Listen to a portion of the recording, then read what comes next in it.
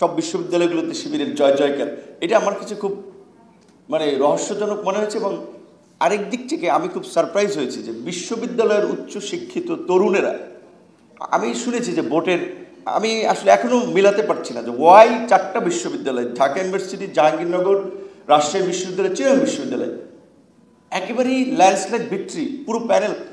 ওই স্বতন্ত্র বলেন, এটা কিন্তু সবাই জানেন যে তারাও ওয়ান কাইন্ড অফ শিবিরের নেক্সাসি। সো তাহলে সবাই শিবিরকে কেন ভোট দিল? এখানে যে সমস্ত আমাদের শিক্ষার্থী বন্ধুরা আন্দোলন সংগ্রামে এত স্যাক্রিফাইস করেছে, এত লাইফ রিস্ক নিয়েছে, ধরেন কাদেরের কথা, ঢাকা বিশ্ববিদ্যালয়, সে তো ওই মানে ফ্যাসিবাদের আমলে যে ডিক্লারেশন দিয়েছে রিস্ক নিয়ে, তাকে তো যে কোনো সময় তুলে নিয়ে গুলি করে রাস্তার পাশে ফেলে রেখে যেতে পারতো, যে ওকে সাত থেকে যেভাবে গুলি আসছিল ওই রকম একটা গুলিতে সে মারা গিয়েছে। কিন্তু তাকে ভোট দিয়েছে কত দেখেন, ফিউ। কিংবা উমামার কথা, অন্যদের কথা বাদ দিলাম, তার যদি খুব আন্দোলনের ফ্যামিলিয়ার ফেস, তো সেখানে আমার কিছু ফাইন্ডিংস হচ্ছে যে যেটা দেখলাম শিবিরের, হ্যাঁ, ওয়েলফেয়ার বেস পলিটিক্স প্লাস হচ্ছে স্টুডেন্টদেরকে সুবিধা দেওয়া। যেমন অনেকে বলেছে যে কোন কোন হসপিটালে নাকি আপনার চুক্তি হয়েছে যে সমঝোতা স্মারক কিংবা চুক্তিতে তাদের পরিবার, তাদের সদস্যরা আপনার খুব কম খরচে ট্রিটমেন্ট করাতে পারবে। তো আমরা যে তরুণদেরকে নিয়ে স্বপ্ন দেখি, যেই তরুণদেরকে নিয়ে আমরা এগিয়ে যেতে চাই এটা পরিবর্তনের দিকে, তো তারা যদি লাইক গ্রামে আমরা যেটা কথা বলি যে 500-1000 টাকায় মানুষ ভোট দিয়ে দেয় আরেকজনকে, বাস বিচার করে না, যেটা সবচেয়ে একটা বড় মানে আমাদের জনসচেতনতার অভাব, যার ফলে অযোগ্য মানুষগুলো পার্লামেন্টে চলে আসে, নেতৃত্বে চলে আসে। তাহলে বিশ্ববিদ্যালয়ে আমরা উচ্চশিক্ষিত তরুণরাও তো তাই করছি।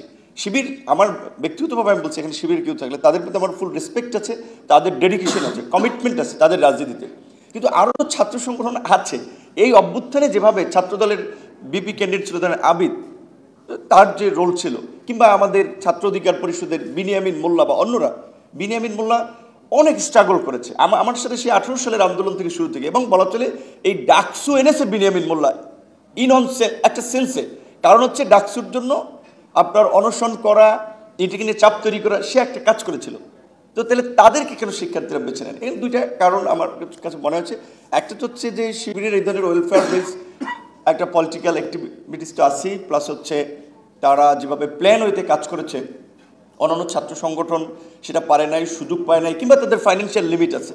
বামপন্থী কোনো ছাত্র সংগঠন তো বলতে পারবেন না ওই চিকিৎসায় ওইখানে আপনার 20% ডিসকাউন্ট আমাদের পরিচয় দিলে আপনি পাবেন, কিংবা ধরেন ছাত্র অধিকারের ছেলেরা, ওরা তো বলতে পারবে না। আর ছাত্রদল তো ওই চিন্তা করতে পারে নাই হয়তো, যাই হোক। কিন্তু আমি চেয়েছিলাম যে একটা আসলে মানে বিভিন্ন ছাত্র সংগঠন থেকে একটা মিক্সড প্যানেল সব জায়গায় জিতবে, একটা ভাইব্রেন্ট পরিবেশ হবে, কিন্তু সেটা দেখি নাই। তো এইটা আমাকে খুব হতাশ করেছে।